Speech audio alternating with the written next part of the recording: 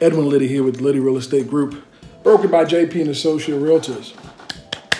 Our office is located in South Lake, but we service the entire DFW Metroplex. So that's from Fort Worth to DFW, everything in between. We help people buy and sell real estate, all the way up to luxury homes.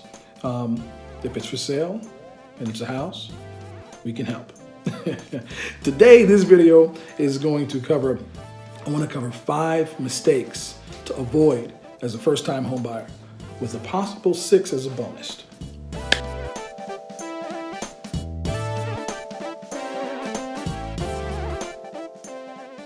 All right, so the very first thing you want to avoid is trying to do it yourself.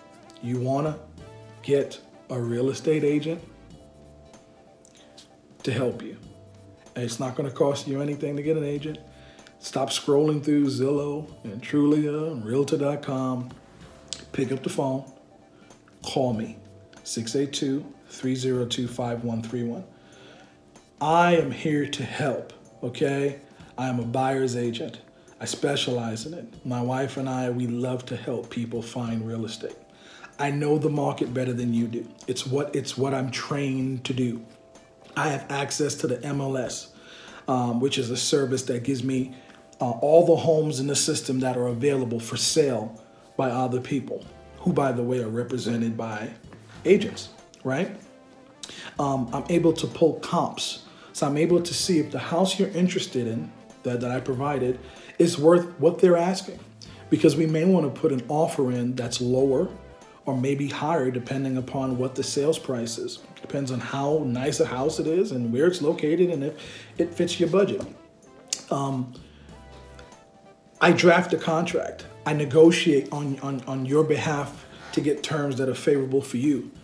I take the stress out of the process and I help make the transaction a whole lot smoother. And you know what? I get paid once we close on the deal from the person selling the house. They're going to pay my broker, who's going to pay me. So why wouldn't you use an agent, right? You want to use an agent. You want to use me. Call me. Let me help you like I've helped so many people throughout DFW. We have a team of people that can help you find the home that you need, that you want, and just make the process easy, all right? Number 2, you want to get pre-approved. You do not want to start looking at houses unless you know how much house you could afford. There are 2 types of people that I typically meet. One that'll say, yeah, I want to buy a house. And then I'll say, okay, well, what's your price range? And they would say, well, I don't want to spend any more than $300,000. And I look at them and I go, wow, okay, well, you know what you want. And then there's a second type of person that I say, well, what are you looking for? And they say, well, I don't want to spend any more than $1,500 a month. It's 2 different ways of looking at it, right? One doesn't want to spend more than $300,000, but they have no idea what a $300,000 monthly note is. The other one knows my budget is $1,500, and it doesn't matter if it's a $300,000 house because I could afford to spend $1,500 a month. Really? That's what you should be geared to. How much can you afford each month? And the only way to find that out is to get pre-approved. Now, if you have a bank that you absolutely love, you've been banking with them for a long time, and you've got great credit, go for it. Call them up. Tell them, hey, I'm in the market. I'm thinking about buying a house, and I just want to know, based on my current situation, how much home can I afford? And the lenders, they are trained to go through your finances and let you know this is how much house you could afford, or maybe you're not quite there yet. Let's work on your credit. And if you don't have a lender, you bank with somebody, but you're not really happy with them, I have access to plenty of lenders, and they specialize in mortgages. I've got great relationships with a lot of lenders out there, and they've got great programs. There's a lot of programs out there that you may qualify for, but you wouldn't know unless you talk to the right people. A lot of times it's about who you know and what that person knows. So number 2, that's why you want to get pre-approved. Your heart you may see something online, you're like, I love this house, and you just can't afford it. So And furthermore, even if you were to call me and said you love, a particular house, I really can't show you the house unless I have a pre-approval, because I could be challenged by the realtor or the broker that owns that house as to, whether or not you're in a position to buy. So it's best for you to get pre-approved. But if you're not pre-approved, you can call me and I can help you get with the right people to get pre-approved. Number 3, this is a big one, okay? Because, a few years ago, we went through a recession, and what happened was a lot of people lost their house to foreclosures. And foreclosures were a big thing, short sales were a big thing, and that was a long time ago. But the mindset is still out there by a lot of people that, hey, you know what, I'm gonna buy a house, and the first house I'm gonna buy is a foreclosure because I can get a great deal on a foreclosure or maybe even a short sale. I have to tell you that, in 2019, things have changed. First off, there aren't as many foreclosures and short sales like they were back when the recession hit, all right? Nowadays, the banks have gotten hip, and even if they foreclose on your house, they're asking for what the house is worth. So the chances of you finding something that's a great investment for you to get pennies on the dollar is very slim. Furthermore, if it does exist, cash investors are out there in the market looking for those same deals, and it's a saturated market.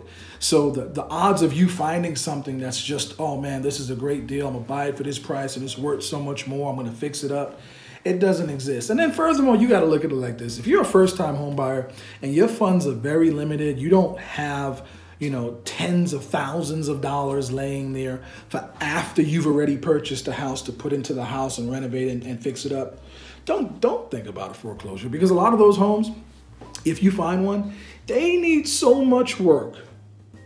And the thought of, well, we'll live in this room while we fix this room up, we're gonna take our time.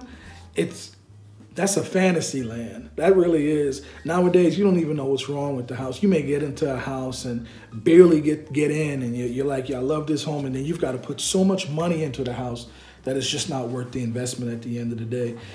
So I would advise you stay away from it if it's your very first house, unless you're a contractor, or you've just got unlimited money. I can help, but I'm gonna advise you to find something that's worth just moving into, that takes the minimal amount of work for you to actually do. All right, so we found a house, right? We got you pre-approved.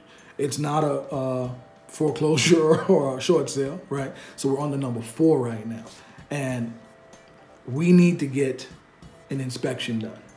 Okay, I advise all my clients that's buying a home, if it's not brand new, it's not like a new construction home, I advise them to get an inspection done. Inspection probably costs you, depending upon the size of the house, anywhere between $300 and $500.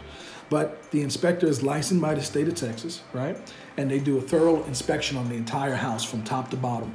And when they're finished, they give you a list of everything that's wrong with the house, or everything that checked out okay. And this is critical, because like if we're buying a pre-existing home, I'm able to use that list to negotiate repairs or credit or reduction in the sales price to offset whatever needs to be done. Not only that, it is imperative that you know what is going on with this house that you're getting ready to buy as an investment for you and your family to live in. You need to know what's up with it. You need to know if the roof is going to last before the next rainfall.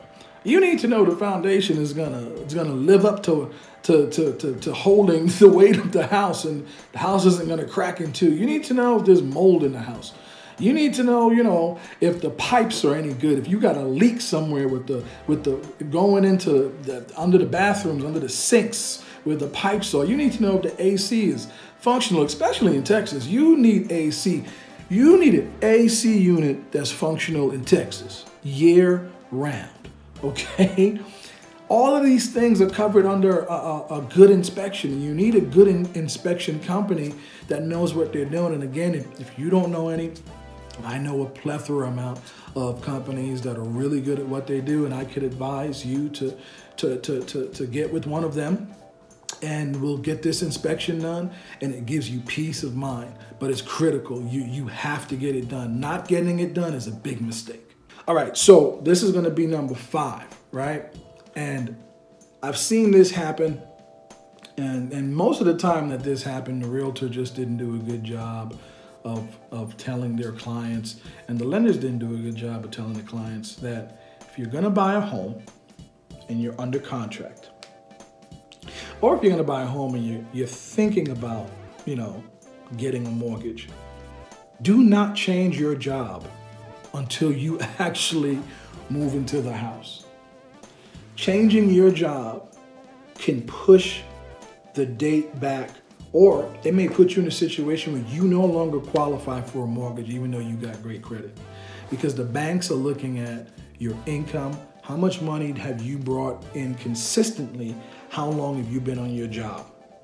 Makes sense? You will be surprised. There are a plethora of people out there that they're under contract to buy a house, everything's going good, and they take a job offer, they apply for another job, and they take that job, and then they get a phone call from the underwriter saying, we will not fund this loan. You need to be on this job for 3 months, 6 months, or whatever it is. Certain banks have different criteria. If you're serious about buying a house, stay on your job until you get into your house. If you're in a situation where you're getting ready to switch jobs, wait to buy a home until you've been on that job for a certain amount of time. All right, and again, this is a question for a lender. I've got lenders that you can talk to. Just let me know, hey, what the situation is. I'll put you in touch with a lender, and they'll tell you exactly what to do. But number 5, don't change jobs.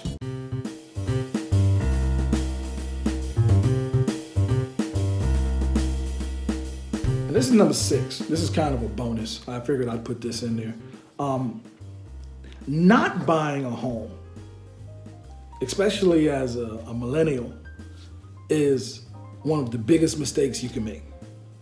And that sounds crazy, but let me tell you why. If you're paying rent, you're paying somebody else's mortgage. So for everybody that says, I don't want a mortgage right now, okay, I'm gonna ask you, where do you live? And you're gonna say, well, I live wherever. So do you pay rent? Yes, I pay rent. Then you're paying somebody's mortgage. It's not your own, but you're paying somebody's mortgage. Fair enough?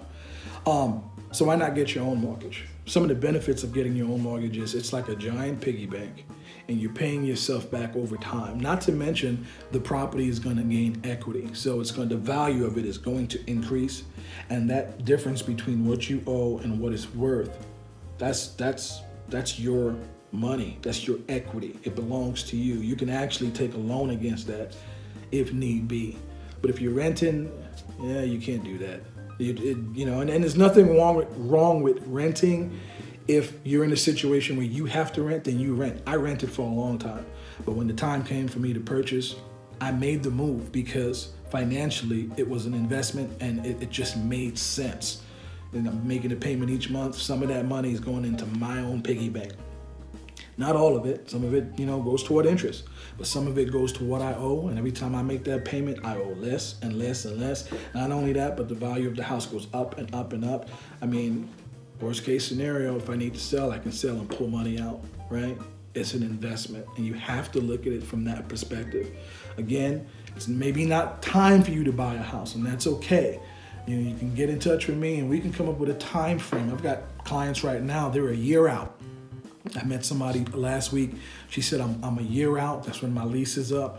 But I said, we're going to start working on it now. We're going to put a game plan in place that's tailored toward her needs.